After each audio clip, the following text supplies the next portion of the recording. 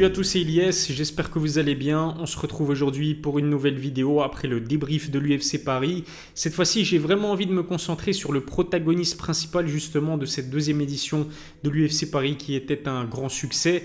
Le protagoniste principal, c'est évidemment Cyril Gane qui affrontait dans le main event de cette UFC Paris version 2023 Serghei Spivak. Serghei qui est classé numéro 7 dans cette catégorie des poids lourds, Cyril Gane numéro 2. Mais après la prestation, la très bonne prestation de Cyril Gane et le combat, je pense que le gouffre il est beaucoup plus important que leur classement respectif dans cette division des heavyweights. Est-ce que Cyril a transpiré pendant le combat? Je me pose la question. Il a jamais ou presque jamais été inquiété par Serghei Spivak. La question qu'on pouvait se poser, c'était est-ce que Cyril pouvait défendre les amener au sol de Serghei Spivak? L'autre question aussi qu'on pouvait se demander, c'est si Serghei Spivak réussissait à amener au sol Cyril Gane, comment est-ce que Cyril allait réagir dans les phases au sol? On sait que c'est sa kryptonite. Francis Ngannou et John Jones nous l'ont démontré. Francis Ngannou a réussi à maintenir Cyril au sol malgré un genou en moins. Et les carottes étaient cuites et la messe était dite à partir de ce moment-là. John Jones, lui, il a juste eu besoin d'une amenée au sol pour soumettre Cyril Gane. Il y avait du coup un risque, il y avait vraiment un réel danger face à Serghei Spivak, mais Cyril a montré qu'il avait extrêmement bien bossé.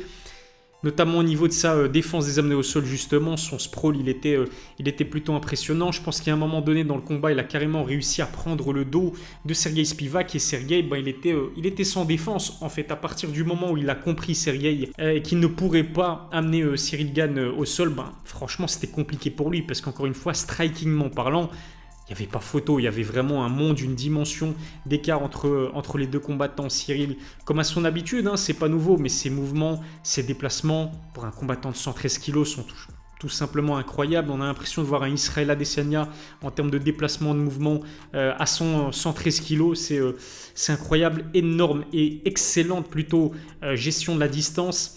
Il sait combattre en gaucher, il sait combattre en droitier, à l'image d'un Terence Crawford en boxe anglaise. Il a travaillé au corps, il a travaillé aux jambes, il a travaillé au visage. C'était une domination totale. Il a fait extrêmement mal à Serghei Spivak. Alors certes, Cyril, c'est pas le genre de combattant qui est capable d'infliger un KO retentissant sur un seul coup. C'est un travail de sape, c'est un travail d'usure. Il a parfaitement réussi à démolir Serghei Spivak en utilisant justement, en choisissant bien ses coups et l'arbitre a été contraint de mettre un terme aux hostilités à partir de la deuxième reprise parce que Serghei, il y a même des moments pendant le combat, on avait l'impression que Serghei ne voulait plus combattre et n'avait pas envie de partager cet octogone avec Cyril Gane. Juste avant de poursuivre, remerciement particulier à Others Nutrition qui sponsorise mes vidéos. Others, c'est une marque de compléments alimentaires produite à 100% sur base de végétaux. Les produits sont sains et leur prix défie toute concurrence. Avec le code COVER10, vous bénéficiez de 10% de réduction. Si ça vous intéresse, rendez-vous sur leur site, le lien se trouve dans la description. La question maintenant qu'on peut se poser, c'est quelle est la suite pour Cyril? Quel adversaire va affronter Bon Gamin à son prochain combat? On pensait avoir la réponse à notre question. Thomas Spinal. Thomas Spinal qui après sa victoire très rapide face à Marcin Tybura il y a quelques semaines à Londres, il a call-out le vainqueur de ce Cyril Gane, Serghei Spivak. Il a même promis d'être présent à Paris pour assister au combat. Chose promise, chose due, il était bien présent à l'Accor Arena. Par contre, petite déception, je ne sais pas si vous pensez comme moi, mais je ne comprends pas comment ça se fait.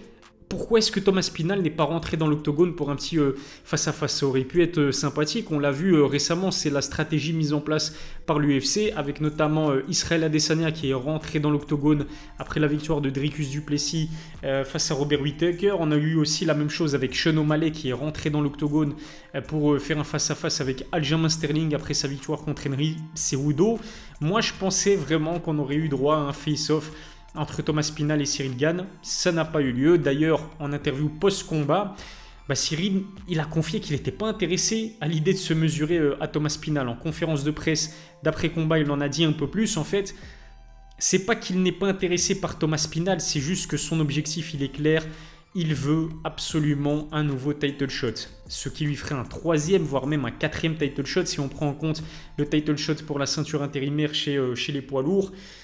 Et je pense que ça va être vraiment compliqué pour Cyril d'obtenir un quatrième title shot, en tout cas pas dans un avenir proche. Je ne pense pas que son prochain combat se fera pour la ceinture. parce que il y a des challengers qui commencent à faire parler d'eux, notamment un certain Gelton Almeida qui va affronter Curtis Blades, il me semble que c'est au mois de novembre au Brésil, et puis il y a Sergei Pavlovich aussi, qui sera d'ailleurs le combattant backup pour Jon Jones et Stipe Miocic. Je vous rappelle que Jon Jones va défendre son titre chez les poids lourds pour la première fois au mois de novembre au Madison Square Garden contre Stipe, et à mon avis il y a des chances pour que l'un comme l'autre, Jon Jones ou Stipe, prennent leur retraite à l'issue de ce combat, sauf une énorme surprise. Du coup, Sergei Pavlovich, je pense que dans la hiérarchie, c'est celui qui mérite le plus de disputer la ceinture. Si c'est un combattant backup en plus pour Jon Jones et Stipe Miocic, je pense que les indications elles sont très claires du côté de l'UFC. Pour moi, malheureusement pour Cyril, il va devoir se coltiner Thomas Spinal. Après, on sait que Cyril, il ne va pas esquiver comme certaines personnes le laissaient entendre Thomas Spinal. Pour certaines personnes sur Twitter, Cyril redoute Thomas Spinal et c'est la raison pour laquelle il ne l'a pas clairement call out après sa victoire contre Sergei Spivak. Cyril, si l'on en croit ce qu'il a dit encore une fois dans cette conférence de presse post-combat, il est prêt à affronter Thomas Spinal, mais seulement s'il y a la ceinture en jeu. Je me mets à la place de Cyril. Je trouve que c'est plutôt logique parce que là, il a fait un bond en arrière en acceptant de prendre un gros risque et d'affronter Sergei Spivak qui, stylistiquement parlant, étant un lutteur grappleur, pouvait poser des soucis à Cyril. En fait, Cyril, à part reconquérir en quelque sorte le cœur de ses fans français, il n'avait pas grand-chose à y gagner dans le fait d'affronter Sergei Spivak qui était encore une fois numéro 7 dans cette catégorie des poids lourds. Alors, il a accepté de l'affronter. Après, il faut dire que tous les top poids lourds étaient pris ou presque. Donc lui, il veut que cette fois-ci, bien son prochain combat, on lui offre vraiment une nouvelle chance pour la ceinture. Mais en sachant que la manière avec laquelle il s'est incliné contre Jon Jones à son dernier combat, ça risque vraiment d'être compliqué. Moi, je ne suis pas convaincu que l'UFC octroie un nouveau title shot d'aussitôt à Cyril Gane. Et je pense vraiment qu'il va devoir se coltiner Thomas Spinal, qui est classé numéro 4 dans cette catégorie, qui l'a call out, qui était présent à l'Accor Arena pour assister à son combat. Je pense vraiment que la suite, c'est Cyril Gane, Thomas Spinal, et perso j'ai vraiment hâte de voir ce combat. Déjà, ce qu'il faut dire, c'est que c'est un choc France-Angleterre, donc peut-être qu'on aura droit même à 2 combats, le premier à Londres et ensuite le rematch à Paris, pourquoi pas, quel que soit le résultat du premier combat. Ça peut être intéressant. Après, je pense qu'effectivement, stylistiquement, c'est un bourbier Thomas Spinal pour Cyril Gane, parce que Tom il est complet. Tom, il est extrêmement complet, et je l'ai dit dans une autre vidéo, je pense qu'il y a pas mal de personnes qui ne seront pas d'accord avec moi, mais je pense que le match-up Thomas Spinal-Cyril Gane est beaucoup plus difficile pour Cyril qu'un match-up Sergei Pavlovich-Cyril Gane. Pour moi, Sergei Pavlovich est un adversaire plus facile. Non, je ne vais pas dire plus facile parce qu'aucun adversaire n'est facile, mais en tout cas, j'ai envie de dire que Sergei Pavlovich est un adversaire plus abordable pour Cyril Gane que Thomas Spinal, parce que Sergei, même si on sait qu'il a un background en sambo, c'est principalement un striker. J'ai même envie de dire que c'est principalement un boxeur. On ne l'a jamais vu utiliser ses kicks, Sergei Pavlovich. C'est un combattant très puissant qui est capable de faire des dégâts avec ses poings. Il est très précis, très technique aussi. Encore une fois, le meilleur boxeur pour moi dans cette catégorie des heavyweights. Mais Cyril, il a déjà affronté des profils de ce type, des gros punchers. Alors certes, il n'a jamais affronté un boxeur aussi précis et puissant que Sergei Pavlovich, mais je suis convaincu qu'avec son footwork, son intelligence, son expérience, il pourrait réussir à déjouer les plans du gros puncher qui est Sergei Pavlovich, comme il l'a fait avec Francis Ngannou dans les 2 premiers rounds de ce combat. Même si je vous vois venir, effectivement, Francis était blessé au genou, c'est la réalité. Mais au-delà de Francis, il y a aussi Derrick Lewis qui n'a pas su cadrer et toucher Cyril Gane, pareil pour Jairzinho. Après, c'est vrai que Sergei Pavlovich, c'est un autre animal. Mais en tout cas, cette catégorie des poids lourds, elle est vraiment passionnante. Là, Cyril Gane, il a vraiment lancé un message aux haters et aux personnes qui l'ont critiqué après sa défaite contre Jon Jones. S'il est toujours en place, il a toujours sa place dans le top de la catégorie des poids lourds. Et ça montre aussi une chose, c'est que Jon Jones, c'est un ovni, un phénomène. Il a réussi à battre Cyril Gane, qui est encore à l'heure actuelle l'un des meilleurs poids lourds de l'UFC, avec 3 ans d'inactivité et en montant en catégorie. Franchement, ça ne fait que prouver la grandeur de Jon Jones. C'est pas que ça ne prouve pas, j'ai envie de dire, la fragilité, la faiblesse du niveau de Cyril Gane, peut-être au sol, certes, mais Cyril reste un top poids lourd et il nous l'a prouvé face à Sergei Spivak. Il n'a jamais réussi, Sergei, à mettre la main sur Cyril. Cyril était insaisissable et lui a fait punir le moindre petit assaut en contre.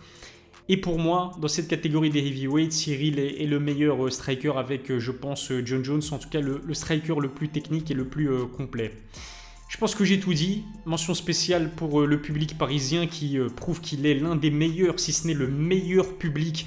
Et en ce qui concerne les combats UFC, c'est juste impressionnant le boucan que les Parisiens ont fait dans l'Accor Arena dès les premiers combats. Et c'est ça qui m'a vraiment impressionné, c'est que généralement, oui, par exemple à Londres, on a déjà vu la foule et les spectateurs faire énormément de bruit. Mais là, le bruit, ils ont réussi à le faire dès le début, dès les préliminaires. C'est juste exceptionnel. Là, le MMA français, il est en apogée. Et encore, non, je pense pas que le MMA soit... Je pense pas que le MMA français soit à son zénith, je pense qu'on est encore dans la progression et que dans 1 an ou 2, on aura vraiment énormément d'athlètes. L'année passée, on en a eu 5, des athlètes français à l'UFC Paris, cette année 9, mais à mon avis, l'année prochaine, ça risque d'être vraiment quelque chose d'encore plus significatif que ça. Je pense que j'ai tout dit, dites-moi ce que vous en pensez dans les commentaires, si ça n'est pas encore fait, abonnez-vous à ma chaîne, lâchez un pouce bleu, activez la cloche pour recevoir les notifications. Je vous remercie de m'avoir suivi, je vous souhaite de passer un excellent dimanche ou une excellente journée et à la prochaine pour une nouvelle vidéo.